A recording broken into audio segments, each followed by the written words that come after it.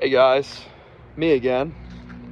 So in today's video, I'm just gonna be walking around, venting, talking and venting about my current state as a Miami sports fan. It's been very up and down recently. First off, I'm just gonna start with the halfway point of the Miami Hurricanes. As you all know, the Hurricanes are currently 4-2 and have lost their last 2 games because of stupid blunders. Yeah. But Mario Cristobal, I don't know what to think of you, buddy, because all you do is lose games you shouldn't. You lost literally to Georgia Tech on a last-second fumble because you don't know how to knee a football. And guess what? Everyone picked you to lose to UNC this last Saturday, and you did. Miami got absolutely steamrolled in Chapel Hill, and it was not pretty. The score was 41-31 at the end of the night, but it was still a 21-point game late in that game. But here's the thing. Tez Walker, how he burned you for 200 yards and 3 touchdowns, dude. And the fact that you had to have Jaden Davis on him the entire game, Mario, like, what was that? And also the stupid blunder penalties that you took. Like that 4th down penalty, and you could have stopped them. And you know what? They go right down the field and score a touchdown. Because that's the typical way of the Hurricanes. Another blunder. When Henry Parrish fumbled in the end zone, that cost us 7. And guess what? UNC drove right down the field and scored on that play. So, yeah, that just costed you right there.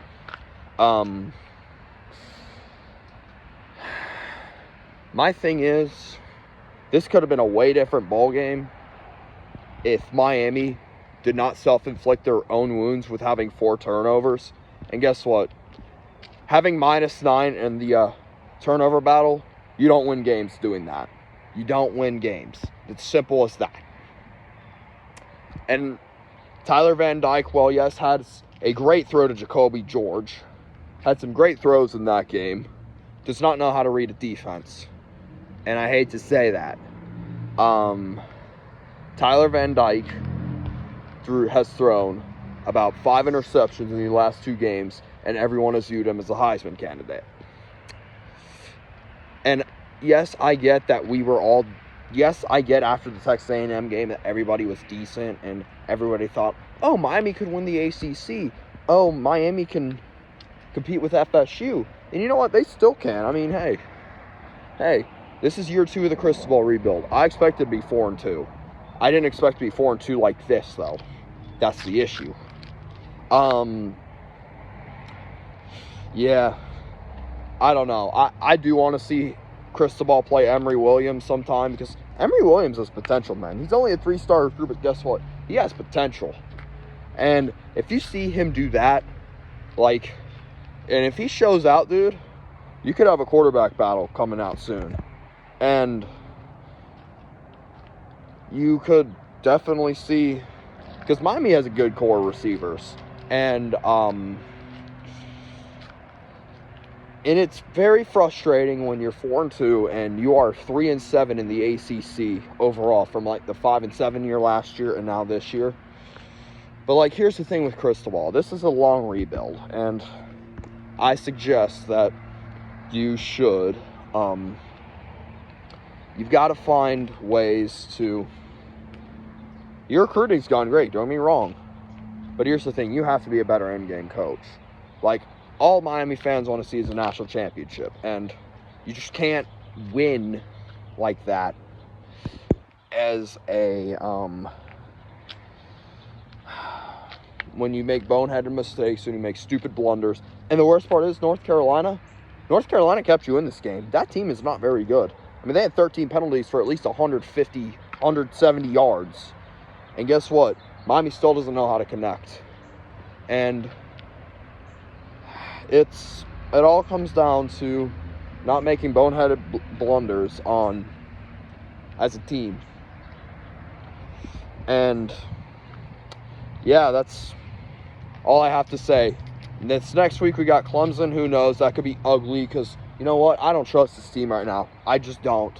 I could see us being 4-3 and 0-3 in the conference because I just don't think we're that good, unfortunately. Now the next up is the team that I am currently wearing. Yes, if you've seen me in other videos, you all know I wore this during the Panthers Stanley Cup playoff run, and it's my absolute favorite jersey of all time. As you can see, yes, I did add the All-Star patch on there. And yeah, look, this is my new little favorite stress toy. Love this thing. My therapist gave this to me, so shout out to you, TL, for giving me this.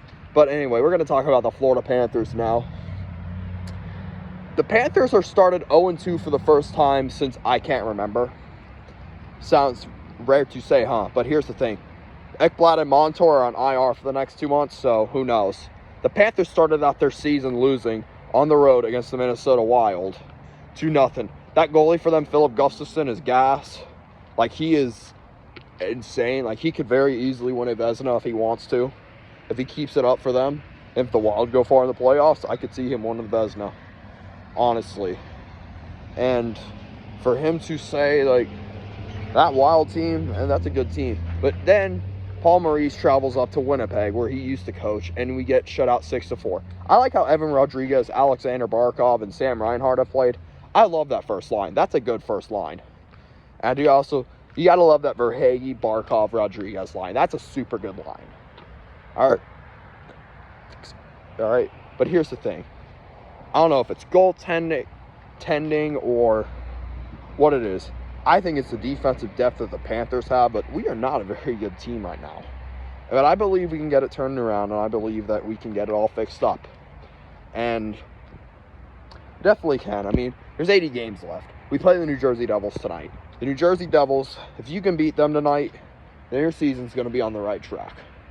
And then finally, we have the Miami Dolphins. How about my Dolphins, man? Dude, we're 5-1 for the first time since 2002. Dude, I'm super happy with how this team has gone recently. And,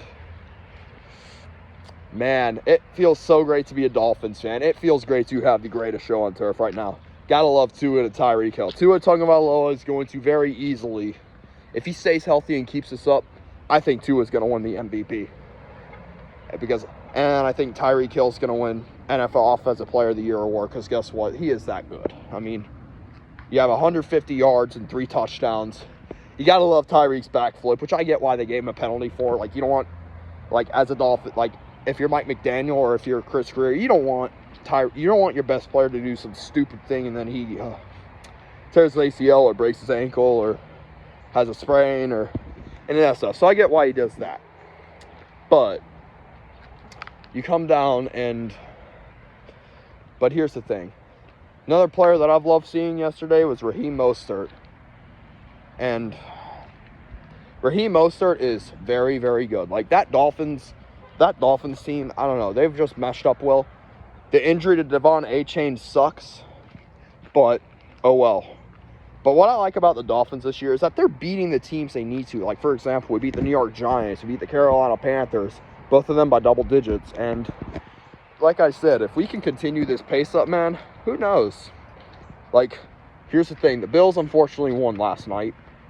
But Brian Daboll is the stupidest coach in NFL history. I don't know what to think of him. He's like the Mario Cristobal of the NFL for all my Kane fans and all my Giant fans out there who watch this.